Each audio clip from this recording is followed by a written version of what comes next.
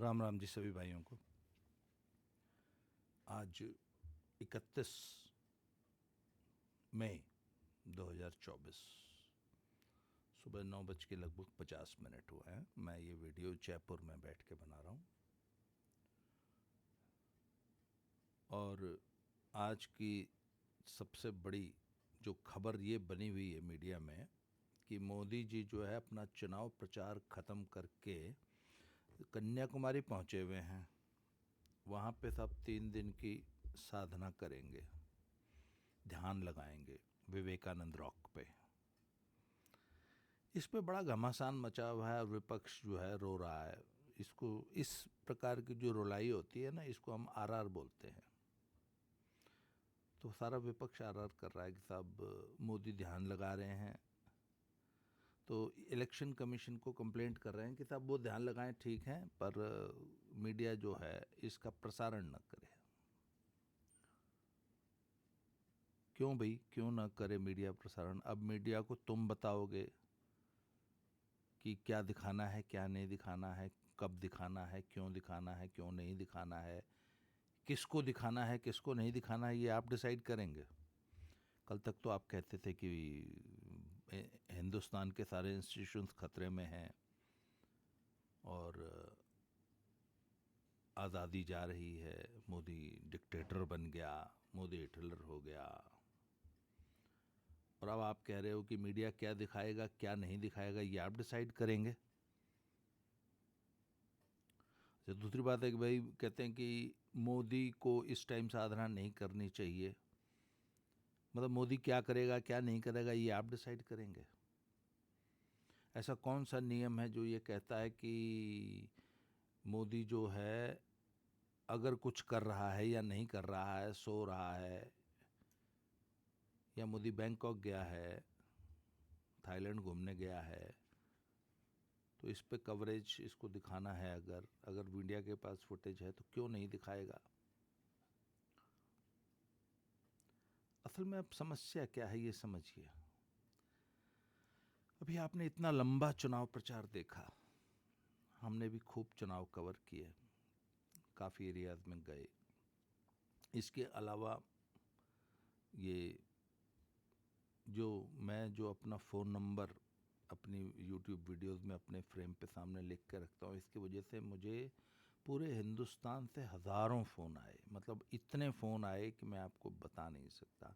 अभी पीछे तो मैं मतलब इतना ज़्यादा तंग हो गया इन फ़ोन्स की वजह से कि मुझे अंत में कई लोगों को तो ब्लॉक करना पड़ा, कई लोगों को जो है कुछ के फ़ोन उठाने बंद करने पड़े।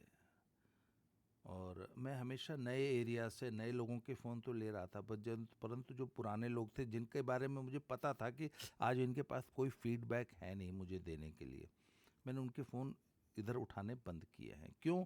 क्योंकि भाई साहब एक आदमी के पास अगर 300 400 500 फ़ोन रोज़ आएगा तो आपको भी अच्छा, जब कोई फ़ोन करता है और किसी का फ़ोन उठा लो तो वो मिनिमम बात करेगा तो भी 2 4 5 मिनट तो करेगा ना। अगर उसके पास अपने इलाके का अच्छा फीडबैक है, वो ग्राउंड रिपोर्ट दे रहा है, मुझे लगा कि ग्राउंड में रिपोर्ट में सब्सटेंस है, तो कई बार किसी के आदमी से 15 20 25 मिनट भी बात हो जाती है। तो मैं सबसे पहले तो अपने उन सभी मित्रों से क्षमा मांगना चाहता हूँ जिनका फ़ोन मैं इधर नहीं उठा पाया। बहुत से लोगों को लगता है कि बाबा जी ने तो भैया पहले फ़ोन उठाते तब उठाना बंद कर दिया। 4 तारीख तक प्लीज़ मुझे क्षमा कीजिए, 4 के बाद तक 1 2 दिन और तक, क्योंकि रिज़ल्ट पे भी मुझे मालूम है मुझे बहुत फ़ोन आएंगे। अच्छा, तो मुझे इतना फीडबैक जो आया है, हज़ारों, मेरे कम से कम 1000 लोगों का नंबर तो मैंने सेव किया है पिछले 2 महीने में अपने फ़ोन बुक में। तो मैंने एक चीज़ महसूस की कि साहब ये चुनाव मोदी का चुनाव है। सारे मुद्दों पर एक मुद्दा भारी है, मोदी। आज से 10 साल पहले 2014 में जब लोकसभा चुनाव हुआ था, तब भी लोगों को अपने कैंडिडेट का नाम तक नहीं पता था। लोगों ने कैंडिडेट से लाख नाराज़गी थी, सब कुछ था, सारी बातें थी। मोदी के नाम पे वोट दिया था। 2019 में मोदी के नाम पे वोट पड़ा। अब हमको इधर लग रहा था कि चूंकि 10 साल हो गए हैं और मोदी अब चिर परिचित चेहरा हो गए। अब मोदी तो हमारे घर में रोज है, पिछले 10 साल से लगातार है। दिन रात हैं, तो एक आदमी ने वैसे ही एक ऊबन हो जाती, ऊबन नहीं भी होती तो एक सेटिस्फैक्शन का भाव आ जाता है। आपको कोई डिश, कोई भी चीज़ मान लीजिए बहुत पसंद है, बहुत ज़्यादा पसंद है, आपने जीवन में जब पहली बार खाई या देखी या कुछ भी आपने महसूस किया, तो पहले दिन तो बहुत अच्छा लगता है, फिर 2 4 10 दिन 15 दिन बाद वो सामान्य हो जाती है, और फिर लगातार आप एक ही चीज़ को इस्तेमाल करते करते या खाते खाते या कुछ भी है, तो आप ऊब जाते हैं, फिर आप उसको देखना भी नहीं चाहते, अरे यार बस करो, बहुत हो गया। Same thing should have happened with Modi, same thing. पर आज भी मैं देख रहा हूं कि पब्लिक में मोदी का क्रेज, मोदी के प्रति जो विश्वास है, वो पहले से बढ़ा है, कम नहीं हुआ। एक वोटर्स फटीग होती है ना अपने नेता के प्रति या किसी एक कैंडिडेट के प्रति, मतलब आदमी थक जाता है कि चलो बहुत हो गया, अब let us try something new. उस प्रकार की कोई फटीग मुझे मोदी के प्रति दिखाई नहीं थी, बल्कि जैसा कि मैंने कहा, लोगों का विश्वास पहले से बढ़ गया। ये जो मोदी की गारंटी, जब ये विपक्ष ने जब गारंटियां देनी शुरू की, ये जो 3 राज्यों के चुनाव हुए थे, राजस्थान, एमपी और छत्तीसगढ़, उस वक्त ये गारंटियों की बात आई थी, तो मोदी ने भी कुछ गारंटीज दी। तो वो जो नारा था ना 2019 वाला, मोदी है तो मुमकिन है, उसमें क्या कि अगर मोदी है तो यार कर ही लेगा, ऐसा एक विश्वास आया लोगों में। 2019 का में चुनाव में यही नारा था, मोदी है तो मुमकिन है। आज क्या है, मोदी की गारंटी है, और मोदी ने इस चुनाव में एक नया नारा दिया है, विकसित भारत। मुझे अब एक विकसित भारत बनाना है, और उस विकसित भारत बनाने के इस महायज्ञ में हमारा आपका भी एक छोटा सा योगदान होगा। सबसे पहला योगदान तो होगा कि हम एक अच्छी सरकार चुनेंगे जो कि भारत को एक विकसित भारत बनाने का सपना देखती है, संकल्प लेती है। तो सब ये हमने देखा कि इस चुनाव में सबसे बड़ा मुद्दा जो लोगों के सामने था वो था मोदी। फिर से एक बार मोदी के नाम पर वोट पड़ा है। बहुत सारे कैंडिडेट्स के प्रति मैंने देखा कि लोग मतलब हताश थे, निराश थे, नहीं चाहते थे, पर इसके बावजूद उन्होंने कहा जी देखो जी, हम तो कैंडिडेट देख ही नहीं रहे, हम तो सिर्फ और सिर्फ मोदी को देख रहे हैं, मोदी को वोट पड़ रहा है।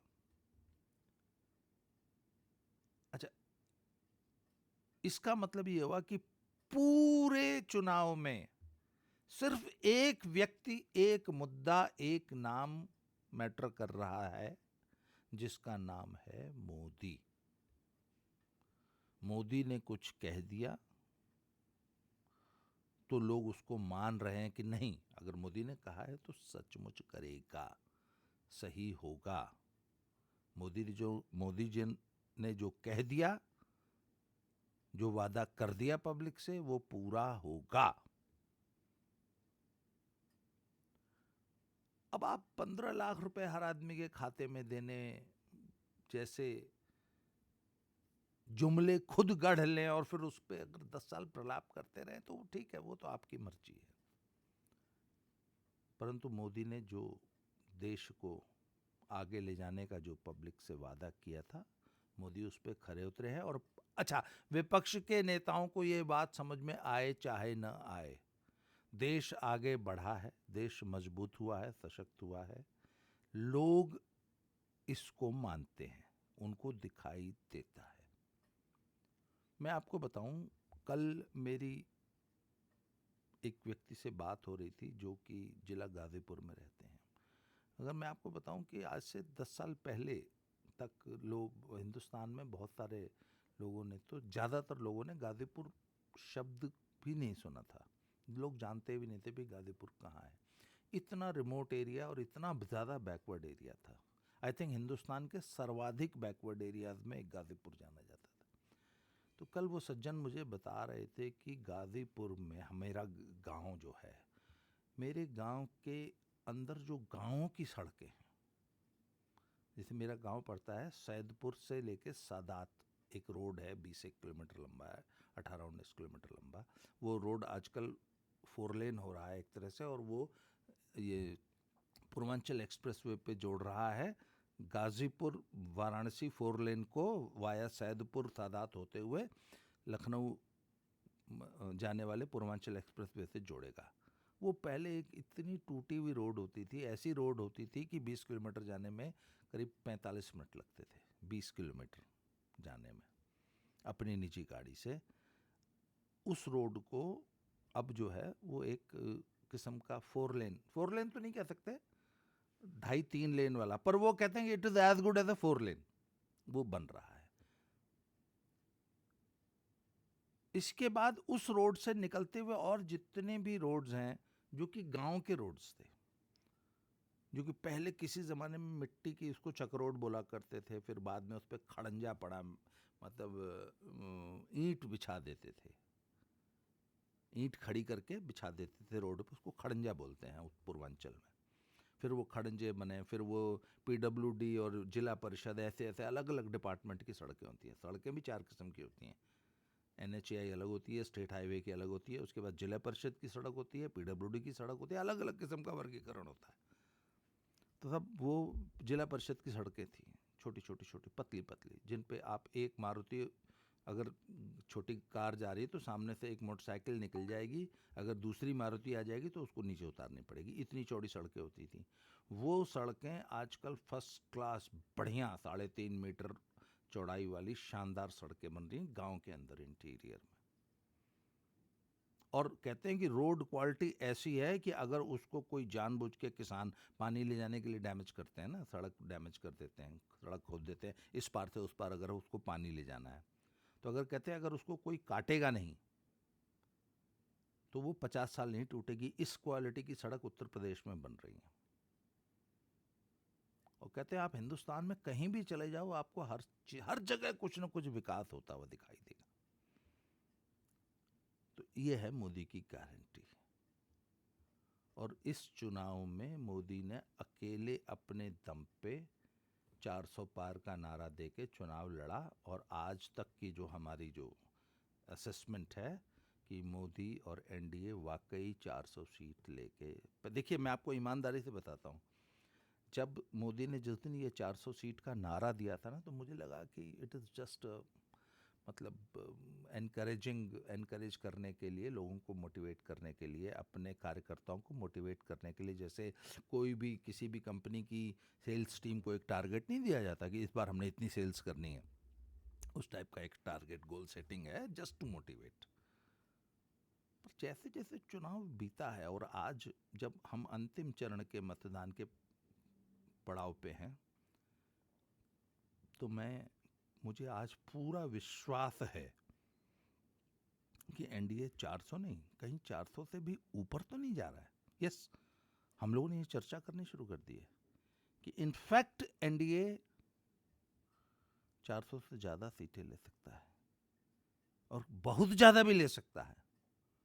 मतलब मुझे जो वेव चल रही है वो तो 410, 420, 430 तक के इशारे कर रही है। यू नेवर नो, क्योंकि बहुत से स्टेट्स में बहुत अप्रत्याशित रिजल्ट आने की संभावनाएं लग रही हैं। तो ऐसे में साहब अकेला मोदी पूरे विपक्ष पे भारी है। अकेला मोदी पूरे विपक्ष से लड़ा और भारी पड़ा। एक अकेला व्यक्ति पूरे देश के सारे पॉलिटिकल सिस्टम पे भारी पड़ रहा है। तो अब जब चुनाव प्रचार खत्म हो गया है, तो जब अगला विवेकानंद रॉक पे 3 दिन की ध्यान लगाने, तपस्या करने जा रहा है, तो भी आप लोगों को दिक्कत हो रही है। और आप कह रहे हैं कि चलो मोदी तो जा रहा है, पर मीडिया दिखा क्यों रहा है? अरे भैया, मीडिया है, उसका काम है, उसका धंधा है भाई। They are into the business of showing us things. उनकी रोजी रोटी है भाई, TRP। और एक बात बताओ ना, तुमको दिखाएगा, तुम्हारे अंदर ऐसा क्या है जो तुमको दिखाएगा? और भाई मोदी में एक सबसे बड़ी खासियत है, वो बड़ी लकीर खींचता है। ये बड़ी लकीर को भी हम इस चुनाव में, बड़ी लकीर कैसे मोदी ने खींची है, और मोदी के लीडर्स ने, मोदी ने जिन लीडर्स को तैयार किया, उन्होंने कैसे बड़ी लकीर खींची अपने अपने स्टेट में। इस पे हम एक वीडियो में चर्चा करेंगे, बहुत अच्छा विषय है कि आखिर लोगों को क्यों विश्वास है आज मोदी की गारंटी पे। क्योंकि मोदी ने और मोदी की टीम ने बड़ी लकीर खींची है। हर स्टेट को हम डिस्कस करेंगे कि जहां मोदी की सरकार रही, बीजेपी की सरकार रही, वहां कैसे वहां की गवर्नमेंट ने एक बड़ी लकीर खींच दी, सब लोग उसके आगे बौने हो गए। तो भैया, मोदी एक बड़ी लकीर है, उसको मिटा के छोटा मत करो, उसके सामने खुद बड़ी लकीर खींचो।